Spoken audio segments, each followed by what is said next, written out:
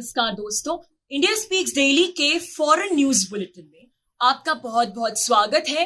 मैं हूं आपके साथ रति अग्निहोत्री। इस बुलेटिन में हम आपको लगातार जानकारी देते रहेंगे देश और दुनिया से जुड़ी तमाम खबरों के बारे में कि किस प्रकार से विश्व के भू राजनीतिक समीकरण तेजी से बदल रहे हैं और इन बदलते हुए समीकरणों के बीच भारत कितनी महत्वपूर्ण भूमिका निभा रहा है। तो शुरुआत करते हैं आज के बुलेटिन से। वर्ष 2020 में चीन अमेरिका को पीछे छोड़ यूरोपीय संघ का सबसे बड़ा व्यापारिक साझेदार बन गया है। कोरोना महामारी के चलते यूरोप के प्रमुख साझेदार देशों के बीच में व्यापार काफी हद तक घटा, लेकिन चीन ने किसी प्रकार से इस ट्रेंड को रोक लिया। पिछले साल चीन और यूरोपीय संघ के बीच 709 अरब डॉलर का व्यापार रहा, जबकि इसकी तुलना में अमेरिका और यूरोपीय संघ के बीच वर्ष 2020 में 671 अरब डॉलर का ही व्यापार रहा। तो ये जो व्यापार का मुद्दा है चीन और यूरोपीय संघ के बीच, यही एकमात्र ऐसा मुद्दा है जिसके चलते यूरोपीय संघ जितना भी हो सके ऐसे मुद्दों पर बोलने से बचता है, कतराता है। इस प्रकार के विवादास्पद मुद्दे जो कि कहीं ना कहीं चीन से जुड़े हों या दूसरे शब्दों में कहें तो चीन की आलोचना करने से बचता है, क्योंकि जाहिर सी बात है उसे डर है कि ऐसा करने से कहीं उसके व्यापारिक संबंधों पर असर न पड़े। हालांकि यूरोपीय देश अब बोलने तो जरूर लगे हैं चीन के विरुद्ध विभिन्न अंतर्राष्ट्रीय मुद्दों को लेकर, क्योंकि चाहे वो हांगकांग का मुद्दा हो, जिस प्रकार से हांगकांग में चीन जो है वो लोगों के मानव अधिकारों का हनन कर रहा है, प्रजातंत्र को ताक पर रख रहा है। फिर तो ताइवान का मुद्दा हो, जिस प्रकार से चीन ताइवान को अंतर्राष्ट्रीय स्तर पर बुली कर रहा है, उसे पूरे विश्व में अलग थलग खड़ा करने की कोशिश कर रहा है। तो इन सभी मुद्दों पर यूरोपीय संघ बोलते तो जरूर हैं, क्योंकि वो इससे बच नहीं सकते पूरी तरह से। पूरा विश्व बोलता है इन मुद्दों पर, पूरा विश्व चीन की आलोचना करता है, लेकिन ये आलोचना जो है वो दबे दबे शब्दों में होती है। और अमेरिका जैसे देश के विपरीत यूरोपीय संघ चीन के विरुद्ध कोई भी ठोस कार्रवाई करने से, किसी भी प्रकार का उस पर प्रतिबंध लगाने से बचता है। और इस दबी दबी आलोचना की मुख्य वजह व्यापार ही है। चीन के व्यापारिक प्रलोभनों के जाल में यूरोपीय देश दिन ब दिन फंसते चले जा रहे हैं। अब इन देशों की सारी पहचान ही, जैसा कि हम जानते हैं, यूरोपीय देशों की पहचान लिबरल मूल्यों पर आधारित हो। आजादी, स्वतंत्रता, अभिव्यक्ति की आजादी, मानव अधिकार, इन सभी लिबरल मूल्यों का सूत्रधार इन विकसित यूरोपीय देशों को ही माना जाता है। और इसके विपरीत जो चीन है वो मानव अधिकारों को कुछ मानता ही नहीं और न ही अंतर्राष्ट्रीय नियम कानूनों को कुछ मानता है। इसके उलट उसके जो लीडर्स हैं वो अंतर्राष्ट्रीय मंच पर ये खुल्लम खुल्ला कहते दिखाई देते हैं कि ये जो मानव अधिकार का कॉन्सेप्ट है ये एक बहुत ही फालतू का कॉन्सेप्ट है, बहुत ही दुर्भाग्यपूर्ण कॉन्सेप्ट है, एक छलावा है और इसकी कोई आवश्यकता नहीं है, कोई जरूरत नहीं है। तो अभी अपने आप में ही बहुत ही आश्चर्य की बात है, आश्चर्यजनक बात है कि यूरोपीय संघ के देश, ये विकसित तथाकथित विकसित यूरोपीय देश जो कि लिबरल मूल्यों के हितैषी बनते हैं, वो भला चीन जैसे देश के साथ किस प्रकार से अपने व्यापारिक संबंध, अपनी व्यापारिक साझेदारी इतनी आगे बढ़ा सकते हैं। एक ऐसा देश जो कि खुल्लम खुल्ला, जिसके लीडर्स अंतर्राष्ट्रीय मंचों पर मानव अधिकारों को नकारते हैं, कहते हैं कि मानव अधिकार जैसी, ह्यूमन राइट्स जैसी कोई चीज ही नहीं है। और यही नहीं, जो यूरोपीय संघ है वो चीन के साथ अपने जो उसके चीन के साथ संबंध है और जो अमेरिका के साथ उसके संबंध है, उन दोनों के बीच तालमेल बिठाने की कोशिश भी कर रहा है। ये प्रयास करता है लगातार कि उसे चीन और अमेरिका के बीच में से कहीं एक को ना चुनना पड़े। लेकिन ऐसा भला कब तक संभव हो पाएगा? दिसंबर 2020 में चीन और यूरोपीय संघ के बीच एक व्यापारिक समझौते को लेकर सहमति बनी। China EU comprehensive agreement on investment नाम से ये समझौता काफी आगे बढ़ चुका है। हालांकि अभी इस पर यूरोपीय संसद की मोहर लगना बाकी है। यूरोपीय संसद की जब मोहर लगेगी, जब यूरोपीय संसद इसे स्वीकृति दे देगा, तो उसके बाद ही ये जो अग्रीमेंट है ये कार्यान्वित हो पाएगा। लेकिन आलोचकों का कहना है कि इस समझौते से जो नुकसान होना था वो हो चुका है और भले ही इस पे यूरोपीय संसद मोहर लगाए या फिर इसे नकार दे, जो नुकसान हो चुका है उसकी भरपाई होना अब मुश्किल है। अब इस समझौते ने किसको नुकसान पहुंचाया है, किस प्रकार का नुकसान पहुंचा है और कितना नुकसान पहुंचाया है, ये जानने समझने के लिए हमें थोड़ी इस समझौते की पृष्ठभूमि जाननी होगी। यह समझौता कथित तौर पर तो यूरोप के लिए चीन में निवेश करने के रास्ते आसान बनाता है और बहुत से ऐसे सेक्टर्स में यूरोपीय कंपनियों को निवेश करने के अधिकार देता है, उनके निवेश के रास्ते आसान बनाता है। बहुत से ऐसे चीनी सेक्टर्स में जो कि अभी तक जहां पर निवेश करने की अनुमति नहीं थी दूसरे देशों को, चीन ने अभी तक ये जो सेक्टर्स है ये एक तरीके से एलिनेटेड से कर रखे थे। और इस समझौते के अंतर्गत कथित तौर पर चीन लेबर राइट्स यानी कामगारों के अधिकारों को लेकर भी यूरोपीय संघ से कुछ वादे कर रहा है कि वह वर्कर्स के अधिकारों से जुड़े कुछ अंतर्राष्ट्रीय नियम कानूनों को मानेगा वगैरह वगैरह। जैसा कि हम जानते हैं कि जहां तक कामगारों के अधिकारों का सवाल है, लेबर राइट्स का सवाल है, तो चीन का जो रिकॉर्ड है, ट्रैक रिकॉर्ड है, बेहद खराब रहा है। शिनजियांग प्रोविंस में, चीन की शिनजियांग प्रोविंस में किस प्रकार से जो लेबर कैंप्स होते हैं, जो फोर्स्ड लेबर कैंप्स होते हैं, उनके बारे में भी हम आए दिन रिपोर्ट्स पढ़ते रहते हैं। तो अब आलोचकों का कहना है कि सर्वप्रथम तो चीन जैसा देश जो कि सभी अंतर्राष्ट्रीय नियम कानूनों को ताक पर रखता है, जो कि प्रजातांत्रिक मूल्यों को मानता ही नहीं है, अपनी मनमर्जी चलाता है, जो कि हांगकांग जैसे देशों में प्रजातंत्र को कुचल रहा है, जो कि ताइवान के साथ क्या क्या कर रहा है, उसको पूरे विश्व से अलग करने की कोशिश कर रहा है और पता नहीं किसी दिन आक्रमण भी कर दे शायद ताइवान पर, और भी बहुत कुछ कर रहा है। ऐसे देश से अगर यूरोपीय संघ इस प्रकार की उम्मीद रखता है कि वह किसी भी लिखित समझौते को बड़ी गंभीरता से लेगा, तो ये शायद उसकी मूर्खता ही होगी।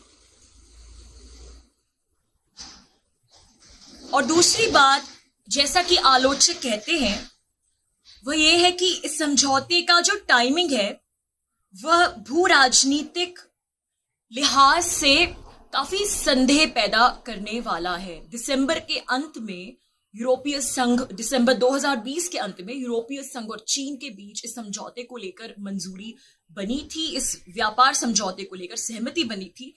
और उससे कुछ दिन पहले ही अमेरिका और यूरोपीय संघ की बातचीत चल रही थी चीन को लेकर। अमेरिका अक्टूबर 2020 में अमेरिका और यूरोपीय संघ के बीच चीन को लेकर एक डायलॉग की सीरीज शुरू हुई थी। इस सीरीज की शुरुआत हुई थी कि किस प्रकार से जो चीन की गलत इकोनॉमिक प्रैक्टिसेस है और इन गलत इकोनॉमिक प्रैक्टिसेस के आधार पर जो चीन का बढ़ता भू राजनीतिक वर्चस्व है उसे काउंटर करने के लिए किस प्रकार से अमेरिका और यूरोपीय संघ मिलकर एक साझा रणनीति बना सकते हैं चीन के विरुद्ध। तो इस प्रकार की बातचीत चल रही थी अमेरिका और यूरोपीय संघ के बीच दिसंबर तक, कि किस प्रकार दोनों एक साथ मिलकर निपट सके और दोनों चीन को अंतर्राष्ट्रीय नियम कानूनों को मानने हेतु बाध्य कर सके।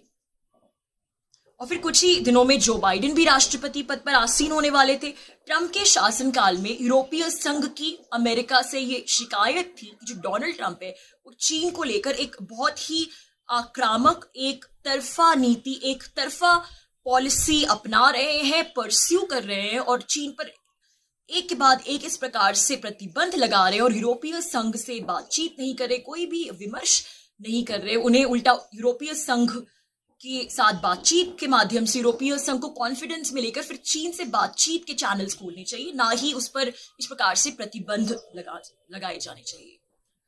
तो अब तो जो बाइडेन अमेरिका के राष्ट्रपति हैं, तो ये बहुत अच्छा मौका था यूरोपीय संघ के पास अमेरिका के साथ मिलकर चीन को लेकर कोई साझा रणनीति बनाने का या फिर किसी समझौते तक पहुंचने का।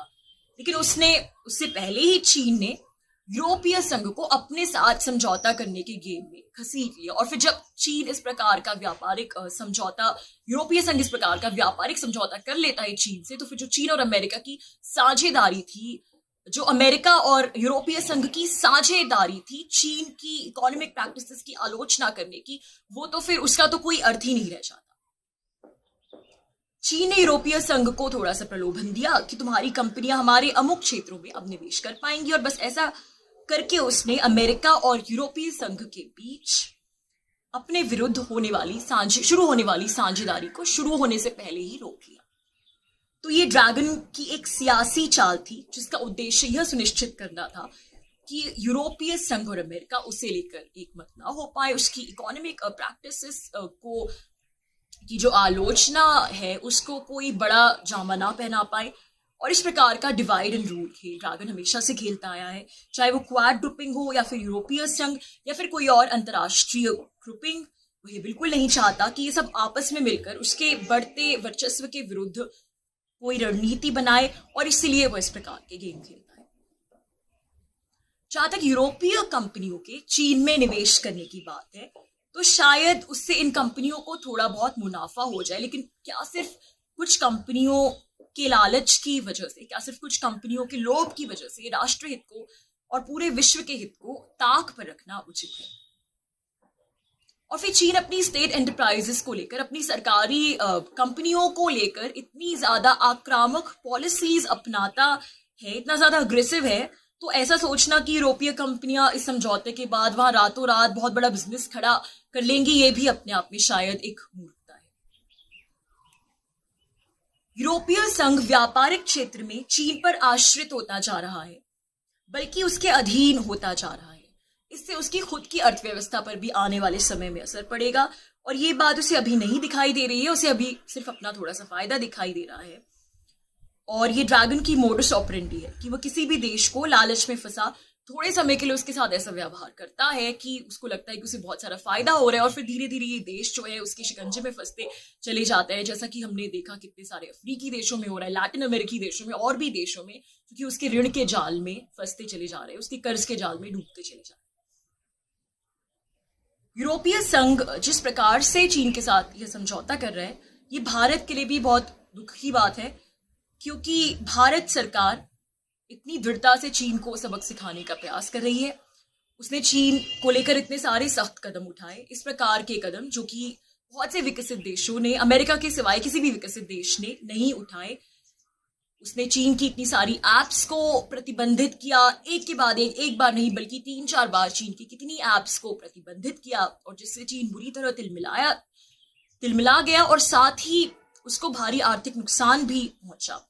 और उसके अलावा भारत ने चीनी गुड्स को, चीनी आइटम्स को प्रतिबंधित करने की, उन्हें बॉयकॉट करने की, प्रतिबंधित करने की नहीं, उनका बॉयकॉट करने की एक मुहिम छेड़ी। और सोनम वांगचुक भारतीय जो वैज्ञानिक हैं, वो इस मुहिम का एक अहम हिस्सा थे, और ये मुहिम अभी भी चल रही है। काफी सफलता पाई इस मुहिम ने।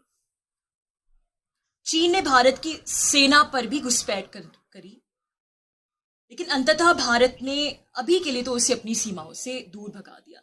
ऐसे में यूरोपीय संघ के देश, जो कि सभी विकसित देश हैं, इनमें से कितने तो G7 के सदस्य हैं, जब ये तथाकथित विकसित देश चीन के सभी गलत कार्यों को अनदेखा करके उसके सामने घुटने टेक देंगे, तो भारत जैसे देश को तो दुख होगा।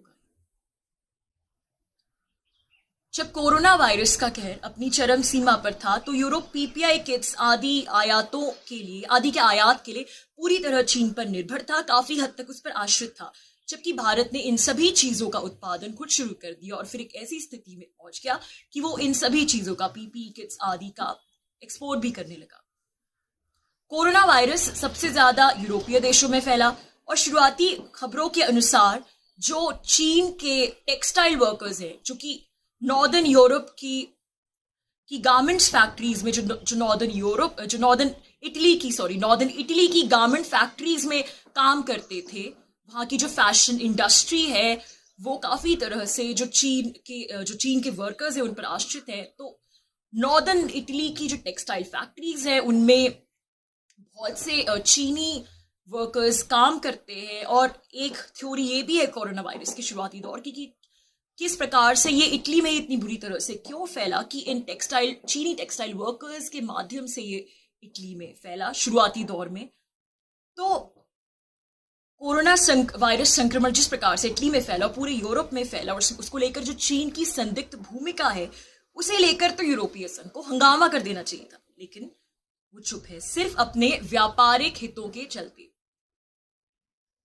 हालांकि जैसा कि हमने पहले भी कहा कि ऐसा नहीं कि यूरोपीय संघ के भीतर से चीन के विरुद्ध आलोचना की आवाज ही नहीं उठती।